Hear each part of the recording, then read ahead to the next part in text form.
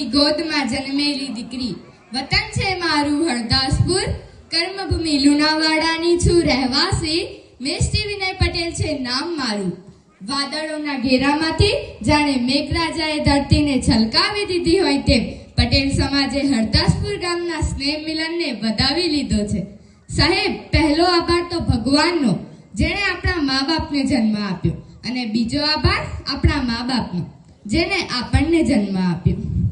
क्या हूँ मैं, कौन हूँ मैं, बस यही सवाल करती हूँ मैं. तुम नारी हो, लाचार हो, बिचार हो, ये जवाब सुनती हूँ मैं. जब मैं बड़ी हुई तब मैंने समाज के रिवाजों को जाना, पहचाना, अपने प्रश्नों का जवाब खुद ही गा और काली हूँ. જ્યાં નારીની પૂજા થાય છે ને ત્યાં જ દેવોનો વાસ હોય છે. નારી તું નારાયણી, નારદ મુનિ પણ તું, શક્તિ કમજોર તું, દુખી પણ તું. તારી આગળ તલવારની ધાર પણ વ્યર્થ, તું પ્રેમનો સાગર, તો સ્નેહની સરિતા પણ તું. કોઈ છંછેડે તો ઝેરીલી નાગણ પણ તું, ઝેરીલી નાગણ પણ તું. આપણે કહીએ છીએ ને, નારી તારા તો નવલા રૂપ. માં, બહેન, પત્ની, દીકરી, માસી, રૂપ ગમે તે હોય, નારી એટલે સ્નેહ અને કરુણાનો સાગર. આ દુનિયામાં ઈશ્વર હોય કે મનુષ્ય, તેને અવતાર લેવો હોય ને તો એક માની જરૂર પડે. માં એટલે નારી. એક જીવમાંથી બીજો જીવ છૂટો પાડવાની તાકાત નારી જ ધરાવી શકે છે. સ્ત્રી એટલે વગર વાકે પિયરના લોકો વિશે ખરું ખોટું સાંભળનારી. સ્ત્રી એટલે વહેલી સવારનું એલાર્મ તો રાતનો લેમ્પ. સ્ત્રી એટલે સવારનું ટિફિન તો રાતની વધોલી રસોઈ ખાનારી. સ્ત્રી એટલે પોતે શ્રમમાં રહી પોતાનારાઓને ખુશ રાખનારી.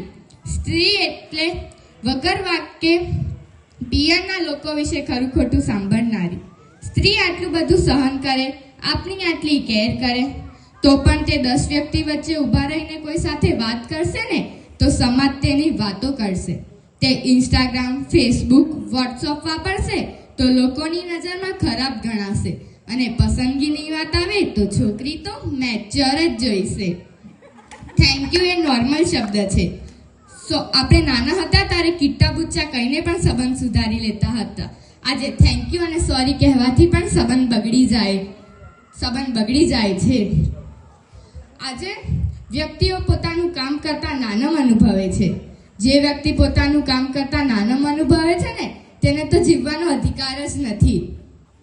આપણે નાના હતા ત્યારે આપણી માં તે જગ્યા પણ નહોતી જોતી કે તે જાહેર છે કે ખાનગી, અને આપણને સ્તનપાન કરાવતી હતી.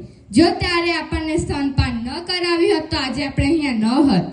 આજે આપણે સંસ્કૃતિને બચાવવા જઈ રહ્યા છીએ પણ રસ્તો ભૂલી ગયા છીએ. આજે એક બાપ એવું ઈચ્છે કે મારા દીકરા પાસે 50,000 કે લાખ રૂપિયાનો મોબાઈલ હોય, તેની છાપ કંઈક અલગ પડવી જોઈએ. તે તેને મોબાઈલ આપશે, તે ખોવાય કે પડી જશે તો તેની ચિંતા, પૈસાની ચિંતા નહીં હોય. બેટા, તારી સાથેનું મારું કનેક્શન તૂટી જશે. આજે બધા વારસો આપે છે તો પાસબુકનો, પણ જરૂર તો સાહેબ શ્વાસબુકના વારસાની છે, જે આજે નથી. સ્ત્રી આટલું બધું સહન કરે છે એટલે જ પુરુષ કરતા સ્ત્રીની લાશ બળતા વાર લાગતી હશે. દરેક સફળ પુરુષ પાછળ એક સ્ત્રીનો હાથ હોય છે.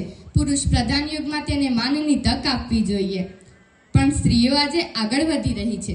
પુરુષો સાથે ખભા મિલાવીને ચાલી રહી છે, પણ અમુક સમાજમાં હજુ પહેલાના રૂઢિ રિવાજ પ્રમાણે જ ચાલી રહ્યું છે. મહિલાને તેટલું માન સન્માન નથી મળી રહ્યું.